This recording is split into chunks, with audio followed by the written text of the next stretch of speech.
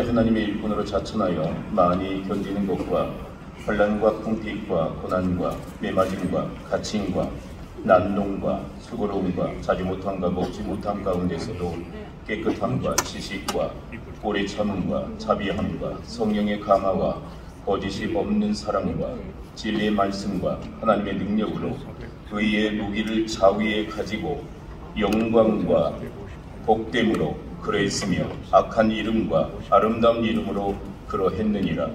우리는 속이는 자 같으나 참되고 무명한 자 같으나 유명한 자요 죽은 자 같으나 보라 우리가 살아있고 징계를 받는 자 같으나 죽임을 당하지 아니하고 근심하는 자 같으나 항상 기뻐하고 가난한 자 같으나 많은 사람을 부유하게 하고 아무것도 없는 자 같으나 모든 것을 가진 자로다. 아멘.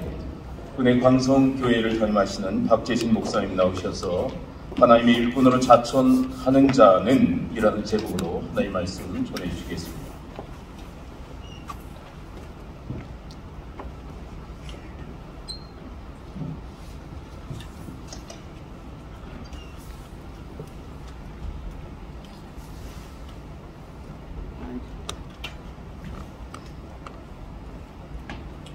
오늘 본문 고린도후서 6장 4절을 보게 되면 오직 모든 일에 하나님의 일꾼으로 자천하여 많이 견디는 것과 환난과 궁핍과 고난과 이렇게 말씀하고 있습니다. 상반절을 보면 오직 모든 일에 하나님의 일꾼으로 자천하여 하나님의 일꾼으로 스스로 자기를 천도해서 주께 봉사할 수 있다는 것, 이것은 귀하고 축복이 되는 줄 믿습니다. 자천이란 단어를 보게 되면 중국 고사성어에 모수자천이라는 이런 사자성어가 떠오르게 됩니다. 이 모수자천의 유래는 중국 조나라가 초나라에 사신을 보내어서 서로 화친을 하려고 그렇게 생각합니다. 그 왕이 그 동생 평형군을 보내서 이제 좀 잘 협상을 마치고 우리 두 나라가 잘 힘을 합하여서 또 신흥 강대국 진나라와 대항을 하자 합종 연행을 펼치는데 이 동생이 그 형의 명을 받아서 이제 초나라로 가게 되는데 같이 갈 신하들을 모으게 됩니다. 자기 생각에 한 20명 모아서 가야 되겠다 생각하고 모으다 보니까 19명까지는 모아지게 되었는데 한 명이 부족합니다. 그래서 이 한 명을 누구를 택해야 될까 할 때 모수라는 사람이 나와서 스스로 나를 데리고 가십시오 이렇게 이야기했다는 것입니다. 그때 그 평원군이 이야기합니다. 어진 선비의 치사란 마치 송곳이 주머니 속에 있는 것과 같아서 그 끝이 주머니를 뚫고 밖으로 나오거늘 그래서 금방 세상에 드러나는 것인데 선생님은 내 집에 3년을 있으면서도 전혀 내 눈에 띄지 않았습니다. 이렇게 이야기를 합니다. 그럴 때 모수라는 사람이 얘기합니다. 그러니까 이제라도 저를 주머니 안에 넣어주십시오. 주머니 안에 넣어주지 않았기 때문에 송곳을 뚫고 싶어도 뚫고 나올 수가 없었습니다. 그렇게 이야기합니다. 그래서 만약에 넣어주기만 하면 내가 주머니를 뚫고 나와서 내 능력을 보여주겠습니다. 그렇게 이야기할 때 그래도 이 사람이 뭔가 다른가 보다 해서 데리고 갔는데 결국은 그 협상을 할 때 이 모수라는 사람의 힘을 입어서 결국 화친을 맺게 되었다 이런 의미입니다. 이 모수라는 사람이 스스로 자기를 천거해가지고 큰 일을 도모했다. 어찌 보면은 오늘 성경 말씀에 사도 바울도 자기를 스스로 천거하는 사람이라 이렇게 이야기합니다. 우리가 아는 대로 사도 바울은 옆에서 추천해주는 사람이 거의 없었습니다. 바나바를 제외하고서는 사도 바울이 회심한 것을 믿어주지도 아니하였고 그를 추천하지도 않았습니다. 그래서 사도 바울은 항상 바울 서신을 쓸 때마다 사도된 나 바울을 강조를 합니다. 사도된 바울은 그건 한 6번 정도 이렇게 나오고 있습니다. 저는 자기 스스로가 내가 사도라라는 것입니다. 너희들은 인정 안 해주고 신뢰 안 하지만 나는 하나님의 부르심을 받아서 사도가 되었다. 그렇게 사도가 되어서 스스로 자기를 참고하여서 주예를 감당했던 바울은 우리가 아는 대로 위대한 주예를 감당하게 될 줄 믿습니다. 2024년도를 시작하는 우리 귀한 목사님 여러분, 우리가 주의 일을 행할 때 사도 바울처럼 내가 스스로 내가 주의 종입니다. 주님을 하여 충성을 다하겠습니다. 스스로 자천하고 주의 일을 감당할 때 하나님께서 사도 바울처럼 크게 들어서 주실 줄 믿습니다. 새해를 시작할 때 힘든 십자가를 진다 생각하지 마시고 하나님께서 나에게 은혜를 주셔서 내가 자원하는 심령 가지고 스스로 나를 주님 앞에 천거하셔서 주의 일꾼 되실 때 정말 섬기시는 교회와 사역부에 하늘의 큰 축복이 임하게 될 줄 믿습니다. 그렇다면 이렇게 우리가 하나님의 일꾼으로 스스로 추천하려면 어떠한 사람이 되어야 됩니까? 이 새벽에 한 3가지 가지고 묵상하고 은혜 받도록 하겠습니다. 이렇게 스스로 자천하는 자는 먼저는 고난을 견디는 자가 되어야 됩니다. 고린도서 6장 4절과 5절을 보면 오직 모든 일에 하나님의 일꾼으로 자천하여 많이 견디는 것과 환난과 궁핍과 고난과 매맞음과 갇힘과 난동과 수고로움과 자지 못함과 먹지 못함 가운데서도 이렇게 사도 바울이 고백을 하게 됩니다. 스스로 자기를 하나님의 일꾼으로 자천했는데 자천하는 사람은 여기 나온 대로 하나님의 일꾼으로 자천하여 많이 견디는 것, 견뎌야 된다 이렇게 이야기합니다. 여기서 이 4절과 5절 상반절을 공동 번역을 보게 되면 그래서 우리는 환난과 궁핍과 역경도 잘 참아냈고 매질과 옥살이와 폭동을 잘 견뎌냈으며 심한 노동을 하고 잠을 못 자고 굶주리면서도 그 고통을 잘 견뎌냈습니다. 공동 번역은 잘 참고 견디었다. 그래서 제가 소제목을 잘 견딘다 이렇게 정해봤습니다. 오른쪽에 주의 일꾼들은 견디는 능력이 있어야 될 줄 믿습니다. 하루 이틀 하는 것도 아니고 한 달, 2달 하는 것도 아니고 10년, 20년 아니고 하나님께서 멈추랄 때까지 가야 됩니다. 그러려면은 견디는 게 이기는 겁니다. 이기는 자가 되려면 끝까지 남아있으면 그렇게 될 때 승리하게 될 줄 믿습니다. 마가는 중도에 포기하고 돌아가지 않습니까? 끝까지 아무리 복음 증거하는 일이 힘들어도 참고 견디면 하나님께서 하나님의 일꾼으로 인정해 주실 줄 믿습니다. 이렇게 견디려면 어떻게 되느냐? 우리가 잘 아는 믿음의 조상 아브라함을 살펴보면 하나님께서 아브라함을 갈대아 우르에서 부르셔가지고 아브라함이 가나안 땅에 오게 됩니다.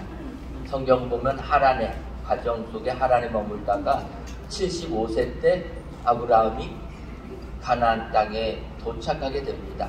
여러분, 하나님께서 아브라함에게 사명 주시고 비전 주셔서 가나안 땅에 도착했지만 아브라함의 삶은 변화된 게 하나도 없었다라는 것입니다.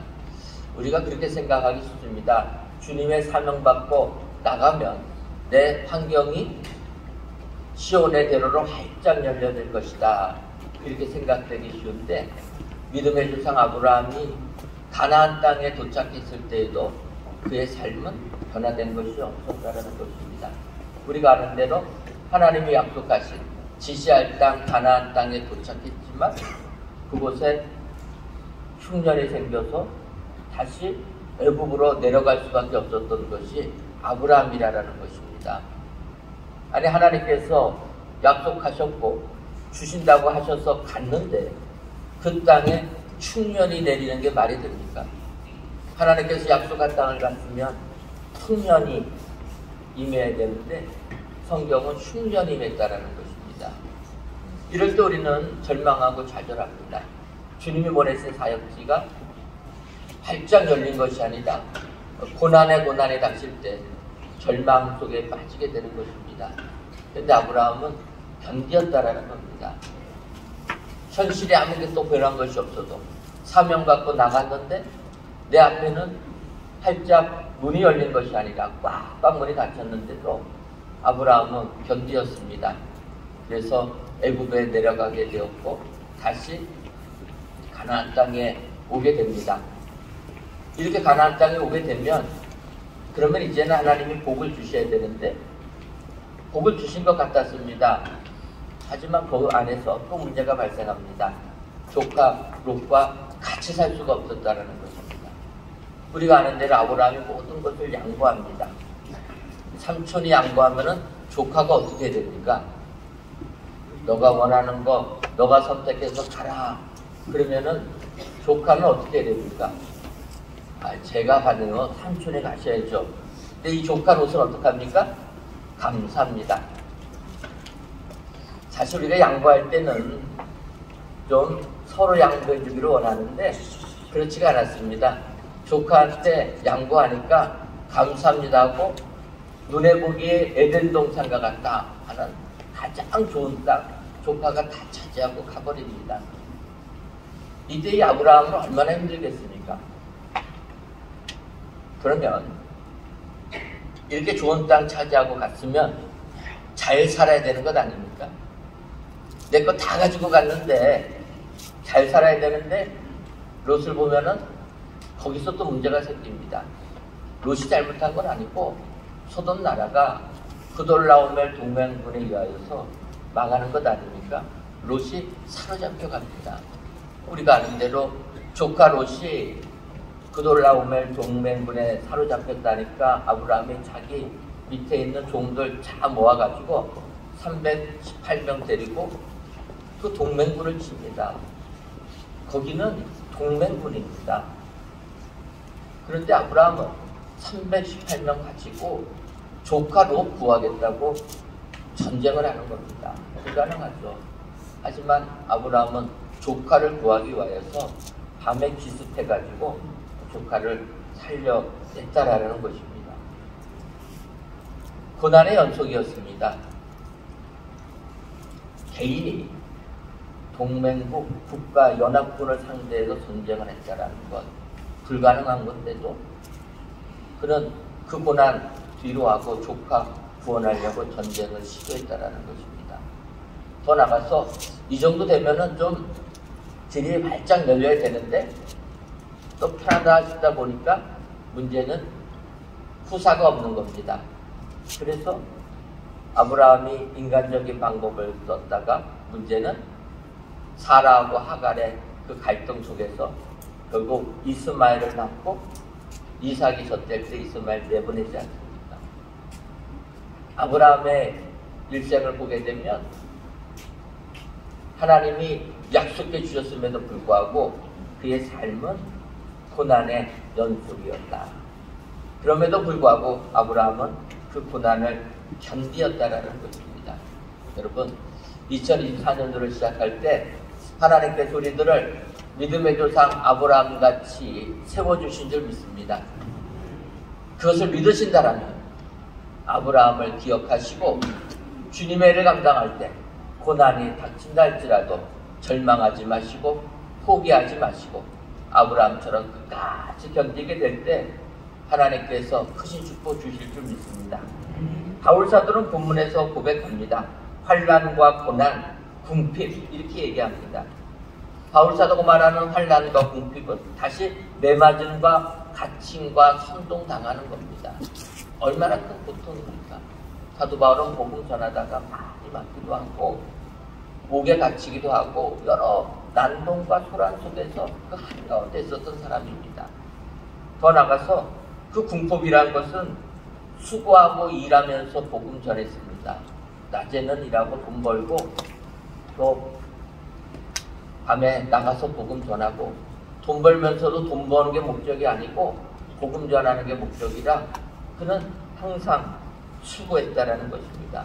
그러다 보니까 시간이 부족해서 잠자지 못하고 또 먹지도 못했다. 배고픔을 경험했다라는 것입니다. 사실 목회자의 길을 갈 때 이런 경험은 다 하는 것 아닙니까? 그럼에도 불구하고 실망하지 않고 좌절하지 않고 끝까지 견디는 자, 하나님께서 축복해 주실 줄 믿습니다. 오른쪽에 하나님의 일꾼으로 참전하는 자는 이런 고난을 두려워하지 아니하고 견디는 자라. 올 한 해도 이렇게 마음을 새롭게 잡으시고 고난을 견디셔서 하나님 앞에 스스로 자천하는 자로 축복의 삶을 사시는 저와 여러분들 되시기를 주님의 이름으로 축원합니다. 다음으로 하나님의 일꾼으로 자천하는 자는 거룩함을 보이는 자가 되어야 됩니다. 고린도서 6장 6절과 7절을 보면 깨끗함과 지식과 오래 참음과 자비함과 성령의 감화와 거짓이 없는 사랑과 진실의 말씀과 하나님의 능력으로 의의 무기를 좌우에 가지고 이렇게 얘기합니다. 바울 사도는 모름지기 하나님의 일꾼으로 자천하는 자는 깨끗해야 된다는 것입니다. 이 깨끗하다라는 것은 어찌 보면은 우리가 거룩해야 된다. 여러분 여기서 이 깨끗이 사는 거 목욕을 자주 해가지고 깨끗한 걸 의미하겠습니까? 그럴 수도 있겠지만 좀 주의 일꾼은 대담하게 담대하게 좀 구질구질하지 말아야 된다. 특별히 사역자들이 물질에 지저분하면 안 된다는 겁니다. 우리가 땅에 발을 딛고 살기 때문에 물질이 없어서 살기는 어렵지만 그렇다고 해서 우리 사역자들이 물질에 연연하고 이러면 안 된다는 것입니다. 그게 좀 물질에 깨끗한 게 결국은 거룩하다라는 것입니다. 모름지기 주회를 할 때는 우리는 거룩하게 살아야 됩니다. 교회 재정에 눈이 멀어서 우리가 함부로 하면 안 되고 사례를 월급같이 생각해서 내가 일했으니까 싹쓸 달라 이런 자세는 안 되는 겁니다. 여러분 사례가 무엇입니까? 사례는 감사의 표현으로 주는 겁니다. 사역자가 월급 받는 게 아니고 사역자는 사례 받는 겁니다. 사례 받는다는 것은 교회가 감사하지 않으면 안 줘도 된다라는 것입니다. 그것을 약속하고 주님의 일을 가는 거예요. 요즘에는 목회자들이 월급쟁이 같은 생각을 하는 겁니다. 교회가 형편이 어려워서 못 주면요 불만을 갖습니다. 여러분 교회가 어려우면 목사부터 사례를 못 받는 것 아닙니까? 그래야지 교회가 살아나는 것 아닙니까? 그런데 이게 뒤바뀌게 되면 하나님의 못된 교회를 안 된다는 얘기입니다. 좀 이럴 때 우리가 깨끗해져 보자는 겁니다. 교회 재정 함부로 내 주머니에 있는 것까지 쓰지 말고 공적으로 사용해야 된다. 여러분 목회자의 삶을 살다 보면 이 목회 세계는 참 냉정하기 그지없고 어떤 분들은 그렇게 표현합니다. 이 목회자들끼리의 이 삶은 정글과 같아. 예수님 믿는 사람이기 때문에 더 거룩해야 되는데 이곳에 와보면은 더 아니다라는 겁니다. 제가 미국에서 이민 목회를 했었을 때 같이 이민 목회하는 어느 목사님이 사역지를 그만두게 되었다라는 이야기를 들었습니다. 그래서 어떤 일입니까? 여쭤봤더니 그 목사님이 이제 목회하다가 이민 목회하시는 분들은 우리나라를 좀 방문하고 싶지 않습니까? 한국에 있는 식구들도 좀 보고 이럴 때 미국에서 한국을 왔다 갔다 하는 거니까 이게 한 주 갖고 안 되고 한 2, 3주 또 가기 힘드는 거니까 비행기 값만 해도 비싸니까 대부분 한 3주 정도 시간을 잡고 이렇게 한국을 다녀옵니다. 그럴 때 내가 이 교회를 비웠을 때 누구에게 강단을 맡길까? 믿을 만한 사람이 누굴까 생각하다 보니까 같이 신학교 동기생으로 같이 신학 공부했던 친구 목사가 또 공교롭게도 같이 그 미국 안에 있었던 겁니다. 그래서 그 친구 목사님한테 부탁을 한 겁니다. 내가 3주 동안 한국을 다녀올 테니까 우리 교회 좀 잘 좀 맡아달라. 부탁하고 갔다 왔는데 어떻게 됐습니까? 교회를 완전히 엉망으로 만들어버렸다는 거예요. 그 친구가 아니고서는 도저히 알 수 없는 소문이 교회에 다 퍼져가지고, 그래서 이 목사님이 더 이상 목회를 할 수가 없어가지고 사임하고 나왔다라는 것입니다. 그 친구가 목사님 내쫓아버리고 자기가 그 자리에 들어가려고 3주 동안에 교인들의 마음을 다 흔들어 놓으니까, 여러분, 교인들의 마음을 흔들리는 것은 한순간입니다. 3주를 그냥 다 하니까 도저히 그 자리에 있지 못해서 쫓겨나게 된다는 거예요. 이게 우리 목회자들이 접하는 현실이라는 거예요. 좀 거룩하게 살아야 되는데 목회자들이 하는 사역지가 이렇게 오염됐다는 것입니다. 사도 바울은 하나님의 일꾼으로 자청하는 자는 좀 거룩해야 된다는 거예요. 여러분, 이거는 비단 교회뿐입니까? 한국에 있는 교단들도 마찬가지 아닙니까?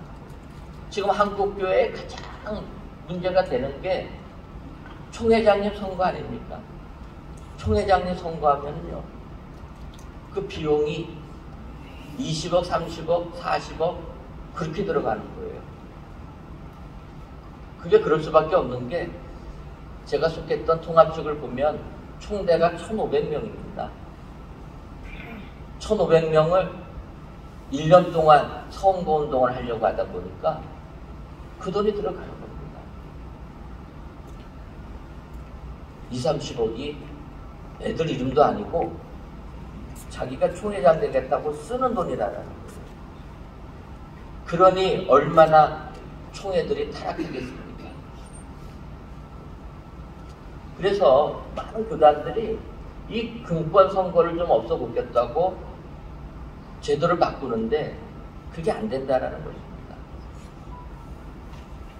근데 아시는 것처럼 저희 교단이 지난 총회 때 이 총회장님 선거에 대한 법을 바꿨습니다. 제가 우리 교단 지난 총회 때 총회장님 선거 방법 간접 선거로 바꾸고 그 내용을 보면서 제가 TV 인터뷰를 하면서 그런 얘기를 했습니다. 이대로만 된다라면, 지켜져서 이대로만 된다라면 한국교회를 완전히 변화시킬 수가 있습니다. 여러분, 우리 교회 지난 총회 때 통과된 총회장님 선거법 아십니까? 별로 관심 없으실 거예요. 우리하고는 딴 얘기니까. 근데 여러분, 이것은요, 여러분들 두 눈 뜨고 보셔야 됩니다. 우리가 감시를 안 하면은요, 우리 교단도 문제가 될 수 있는 거예요. 우리 교단이 총회장 투표를 바꾸면서 정말 금권 선거에서 벗어날 수 있는, 우리 대표 총회장님이 강조한 것 아닙니까? 벗어나야 된다는 거예요. 그래서 우리 교단은 간접 선거를 합니다. 아시는 것처럼 앞서도 언급했지만 타교단들은 총회장님이 9월에 딱 선출되고 나면 그 다음 1년 후에 뽑힐 분이 그때부터 선거운동합니다. 1년을 선거운동하니까 비용이 들 수밖에 없습니다. 근데 이번에 저희 교단이 바꾼 것은 총회장님 선거하는 총회 2주 전에 후보자 접수를 합니다. 2주 전에. 그리고 선거위원회에서, 선거관리위원회에서 일주일 동안 자격심사하고 후보자를 선정하는 게 일주일 전입니다. 일주일 동안 얼만큼 하겠습니까? 그런데 일주일밖에 시간을 안 주면서도 저희 교단은 간접 선거를 한다는 거예요. 그래서 선거인단 40명이 총회장을 선출하는 겁니다. 근데 그 간접 선거를 어떻게 하느냐? 그래도 강 노회장님들은, 노회원들이 투표해서 된 거기 때문에 노회장님들을 다 모아가지고 총회장 선거하는 총회 아침에 먼저 모아서 100여 명 넘는 노회장님이 제비를 뽑는 겁니다. 예전에 합동 측은 총회장을 제비 뽑았는데 문제가 생긴 거예요. 그냥 제비 뽑아버리니까 다른 교단에서 인정을 안 합니다. 총회도 안 해본 사람이 총회장이라 나오니까 그 위상에 맞지가 않는 겁니다. 그래서 결국은 합동도 돌아갔습니다. 근데 우리 교단은 이 노회장님 100여 명 중에서 당일날 제비 뽑아서 20명 뽑는 겁니다. 그리고 총회일도 알아야 되니까 총회 상비국장들, 임원들 통해서 10명을 뽑고 교단적인 차원도 알아야 되니까 증경총회장 단하고 총회 임원들이 10명을 뽑습니다. 그래서 총회장님 뽑는 날 아침에 선거인당 40명을 뽑게 되면 후보자들이 그분들한테 와가지고 정견 발표를 하는 겁니다.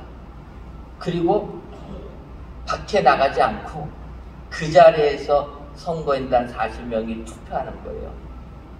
저도 그런 생각했습니다. 선거인단 40명이 제비 뽑아가지고 되는 것까지는 전혀 금권 선거할 수 있는 기회를 안 주는데 여기에 이분들하고 후보자들하고 만날 기회가 생기면 그러면 문제되는 것 아닙니까? 그러니까 못 나가게 하는 거예요. 딱 뽑히면 그 회의장에 후보자들이 와가지고 정견 발표하고 총회장 뽑힐 때까지 투표해가지고 총회장을 뽑는 겁니다. 여러분 이거는 캐톨릭의 교황을 선출하는 거랑 똑같다라는 거예요. 교황을 뽑을 때 콘클라베처럼 문 닫아놓고 뽑히면은 연기 피워서 뽑혀졌다는 것 아닙니까? 저희 교단이 이렇게 총회장 선거를 획기적으로 변화를 줬습니다. 이것이 우리 백석교단만이 할 수 있는 특징이라는 거예요. 기존의 기성교단, 역사가 오래된 교단들은 이런 거를 하지를 못합니다. 왜 못합니까? 안 되는 겁니다. 자기 기득권을 못 내려놓는 거예요. 기득권을 못 내려놓으니까 이렇게 깨끗하게 해야 되는데 모름지기 하나님의 일꾼이라면 거룩하게 해야 되는데 총회가 그걸 못하는 겁니다. 부끄럽지만 저희 교회가 어려움이 있어서 제가 본의 아니게 많은 교단 총회장들을 가봤습니다. 총회 현장들을 가보면 통합이나 합동이나 많은 데들을 가보면 정말 하나님 제일 잘 믿는다고 하는 목사님들, 하나님 제일 잘 섬긴다고 하는 장로님들이 모이는 곳이 총회 아닙니까? 근데 거기 가보면 죄송하게도 하나님이 안 계세요. 이게 참 아이러니한 겁니다. 아니 어떻게 하나님 제일 잘 믿는다고 하는 사람들이 모였는데 거기는 인간적인 방법이 난무하다라는 거예요. 자기 기득권 하나도 못 내려놓고 섬기는 자 하나도 없고 다 자기가 머리 되겠다고 금권 선거하는 것 아닙니까? 그런데 여러분 우리 백석교단은 그것을 깨트리는 겁니다. 그런 기득권 다 내려놓고 정말 하나님 앞에서 거룩한 교단이 되자. 하나님 앞에서 깨끗한 교단이 되자. 그래서 이번에 이렇게 바뀐 겁니다.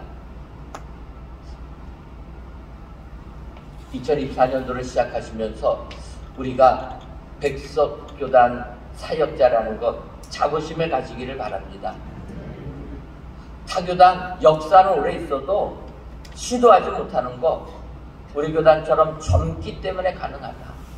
우리 교단처럼 기득권을 다 내려놓고 오직 하나님 바라보고 나가기 때문에 이런 절차들이 가능하다. 그래서 우리는 이 순수함을 지키고 유지해야 되는 줄 믿습니다. 그러기 위해서는 우리가 살펴봐야 된다는 거예요. 여러분 총회를 할 때 총회는 총회대로 이러지 마시고 두는 부릅뜨고 보셔야 됩니다. 그래서 이렇게 법을 잘 만들었다면 이렇게 법을 잘 지키도록 여러분들이 기도해 주시고 함께 해 주실 때 우리 백석교단이 진정으로 하나님께서 인정하시는 축복의 교단이 되게 될 줄 믿습니다. 여러분들도 하나님의 일꾼으로 자천하셔서 정말 거룩한 일꾼들 되시기를 주님의 이름으로 축원합니다. 다음으로 마지막, 하나님의 일꾼으로 자천하는 자는 역설적 삶을 사는 자가 되어야 된다, 이렇게 이야기합니다. 고린도후서 6장 8절부터 10절을 보면 영광과 욕됨으로 그러했으며 악한 이름과 아름다운 이름으로 그러했느니라. 우리는 속이는 자 같으나 참되고 무명한 자 같으나 유명한 자요 죽은 자 같으나 보라 우리가 살아있고 징계를 받는 자 같으나 죽임을 당하지 아니하고 근심하는 자 같으나 항상 기뻐하고 가난한 자 같으나 많은 사람을 부유하게 하고 아무것도 없는 자 같으나 모든 것을 가진 자로다. 이 말씀을 보면은 좀 모순적인 것 아닙니까? 속이는 자 같은데 속이는 자가 아니라 참된 자다. 무명한 자 같은데 오히려 유명한 자다. 죽은 자 같은데 우리는 살아있는 자다. 가난한 자 같은데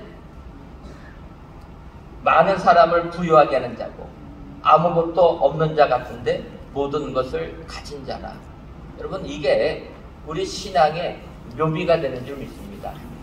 우리가 예수님 믿을 때 세상 사람들의 눈에 보기에는 가진 것도 없고 배운 것도 없고 능력도 없지만 우리는 그리스도 안에서 부유한 자요, 그리스도 안에서 능력자인 줄 믿습니다. 이게 역설적인 신앙입니다. 그런 역설적인 것을 체험하고 역설적인 삶을 사는 자가 하나님의 일꾼의 축복을 받게 될 줄 믿습니다. 아시는 것처럼 빌립보 감옥 사건, 사도행전에 나오지 않습니까? 사도 바울과 실라가 복음 전하다가 빌립보 감옥에 갇힙니다. 그가 찬양을 할 때 옥문이 열리게 되고 간수는 죄수들이 다 도망간 줄 알고 자결을 하려고 할 때 바울과 실라가 아니다라고 얘기하지 않습니까? 그때 사실은 간수는 죄인인 바울과 실라를 지키는 자였는데 그 순간 상황이 바뀌게 되어서 오히려 간수가 바울에게 무릎 꿇고 우리가 어떻게 해야지 구원을 얻습니까? 상황이 역전됐다라는 것입니다. 이게 그 묘미라는 겁니다. 여러분, 우리가 감옥과 같은 고난 속에 있어도 하나님께서 역사하시면 한순간에 각과 우리 바뀌는 축복을 받게 될 줄 믿습니다. 더 나아가서 간수가 이렇게 구원을 받고 이제 그 상관들에게 이야기합니다. 근데 상관들은 그거하고 상관없이 이제 하루 감옥에 가둬놨으니까 또 매질도 했으니까 바울과 실라가 변했을 것이다 생각하고 풀어주라. 그렇게 얘기하니까 간수가 기뻐서 바울과 실라 이제 나가도 됩니다. 그렇게 얘기하지 않습니까? 그때 바울과 실라가 뭐라고 합니까? 사도행전 16장 37절을 보면 바울이 이르되 로마 사람인 우리를 죄도 정하지 아니하고 공중 앞에서 때리고 옥에 가두었다가 이제는 가만히 내보내고자 하느냐? 아니라 그들이 친히 와서 우리를 데리고 나가야 하리라 한대. 그 말에 상관들이 두려워 떨게 됩니다. 로마 시민권자인 줄 모르고 그렇게 매질했는데 바울과 실라가 로마 시민권자라는 거예요. 로마 시민권자를 가이사가 판단하지 않고 로마까지 와서 재판하지 않고 그렇게 죄를 물으면 죄물은 그 사람이 책임을 다지게 되어 있습니다. 그러니까 39절을 보면 와서 권하여 데리고 나가 그 성에서 떠나기를 청하니, 바울과 실라를 매질하라고 명령했던 상관들이 오히려 바울과 실라에게 와서 권하고 데리고 나가고 그 성에서 떠나기를 부탁하였다는 것입니다. 이렇게 역설로 바뀌게 된다. 이것이 우리 신앙의 축복인 줄 믿습니다. 올 한 해를 사시면서 힘들고 어려운 일들 많이 있어도 하나님의 일꾼은 하나님께서 모른지기 더군다나 자천해서 내가 스스로 일꾼 되겠다 하는 자들은 하나님께서 역설적인 삶을 베풀어 줄 줄 믿습니다. 현실이 고난이 있어도 하나님의 때에 상황을 180도 다르게 해주셔서 우리에게 축복해 주실 줄 믿습니다. 요셉이 노예로 팔려갔지만 더 나가서 보디발 장군의 아내의 모함을 받아 감옥까지 갇혔지만 하나님께서 한순간에 애굽 총리 대신으로 들어섰을 때 결국은 보디발이 어떻게 합니까? 애굽을 요셉을 호위하는 사람이 되는 것 아닙니까? 여러분, 나를 죽이려고 하던 자가 하나님께서 역사하시면 한순간에 나를 따르게 되는 자가 되는 줄 믿습니다. 우리 신앙의 묘미는 이런 역설적인 묘미다. 여러분, 그럴 때 행복한 것 아닙니까? 정말 이럴 때 하나님의 살아계심을 믿는 것 아닙니까? 나를 죽이려고 하는 원수들, 나를 내치려고 하는 원수들, 하나님께서 역사하시면 한순간에 변화가 되어서 오히려 나를 따르는 최고의 협력자가 된다는 것입니다. 그런 얘기 한 가지 간증만 하고 말씀 마치겠습니다. 제가 담임 목사가 되기 전에 저희 담임을 반대했던 장로님이 계셨습니다. 뭐 얼마나 반대를 심하게 했냐면은 프랭카드까지 붙이고 뭐 찌라시도 돌리고 뭐 이렇게까지 하면서 반대를 했습니다. 그런데 하나님께서 역사하셔서 그분의 마음을 감동시켜 주시니까 그분이 이제 작년 말로 은퇴를 하셨는데 은퇴할 때까지 제가 8년 동안 얼마나 목회를 행복하게 했는지 모릅니다. 제가 조금 힘들고 어려운 좀 저 개인적인 거 아니면 목회자의 좀 힘을 실어줄 만한 내용들은 그 장로님께 부탁합니다. 그러면 그 장로님이 자기는 죄인이라는 거예요. 저 단행될 때 길을 쓰고 반대한 것 아닙니까? 그런데 그래서는 안 되겠다. 돌아선 다음에는 그건 아니다 해서 제가 좀 말하기 껄끄러운 거는 그 장로님한테 부탁하면 그 장로님이 강력하게 주장합니다. 저를 좋아하시는 분들이 저를 위해서 얘기하면은 안 먹고 들어갑니다. 근데 저를 반대했던 현수막까지 붙였던 그 장로님이 저를 위하는 이야기를 하니까 당에서 반대하는 사람 한 명도 없습니다. 그분이 정관을 만들 때나 뭘 할 때나 다 저를 위해서 해놓으셔가지고 지금은 이렇게 행복하게 목회를 하게 되고 또 그분 은퇴하실 때 참 마음이 제가 부담스러웠습니다. 이렇게 충성해 주신 장로님이 은퇴를 하셔서 이제 어떻게 목회를 해야 될까? 지금까지는 당회에서 한마디 말이 안 나왔습니다. 말만 나오면 그 장로님이 가만 안 둔다고 그래가지고 행복하게 목회를 했는데 여러분 하나님의 역설이 이런 거라 생각합니다.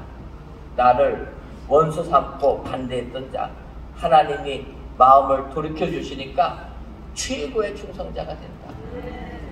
이게 신앙의 역설적인 것이다.